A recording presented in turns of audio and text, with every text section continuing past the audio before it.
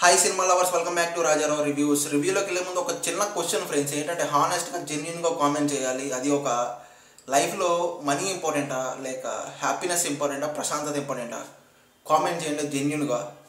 అలాగే ఒక లైక్ కూడా కొట్టేసేయండి, ఓకేనా?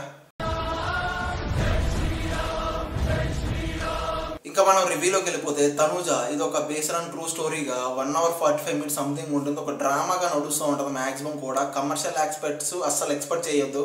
ఓన్లీ ఒక డ్రామాగా ఒక సీరియల్లా నడుస్తూ ఉంటుంది మ్యాక్సిమం చెప్పాలంటే.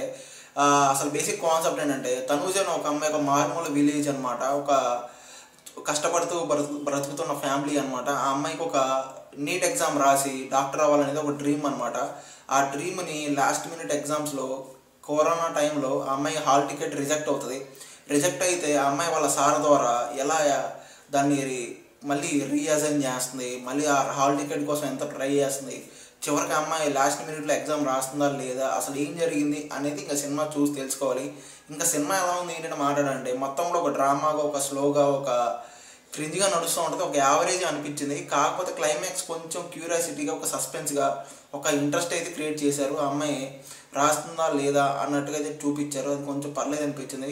ఓవరాల్గా అయితే ఒక డ్రామా మూవీ ఒక యావరేజ్గా అయితే అనిపించింది. ఇంకా ఆల్రెడీ సినిమా చూసుంటే మీకు ఎలా అనిపించింది చెప్పండి. వీళ్ళ ఓవరాల్ పర్ఫార్మెన్స్ కానీ ఈ అమ్మాయి వీళ్ళ సార్ పర్ఫార్మెన్స్ చాలా బాగా అనిపించింది. ఓవరాల్గా అయితే ఒక యావరేజ్ మూవీ. ఇంకా ఈ సినిమాకి నా పర్సనల్ రేటింగ్ అయితే పక్కనే చూసేయండి. ఈ సినిమాకి రేటింగ్ కరెక్టా కాదా కామెంట్ చేయండి. అలాగే నేను అడిగిన క్వశ్చన్కి కూడా కామెంట్ చేయండి ఫ్రెండ్స్. ఇలాంటి జెన్యూన్ మూవీ రివ్యూస్ మన ఛానల్లో వస్తూ ఉంటాయి. ఒక లైక్ ఒక సబ్స్క్రైబ్ అలా కొట్టేసేయండి ఫ్రెండ్స్. Thank you.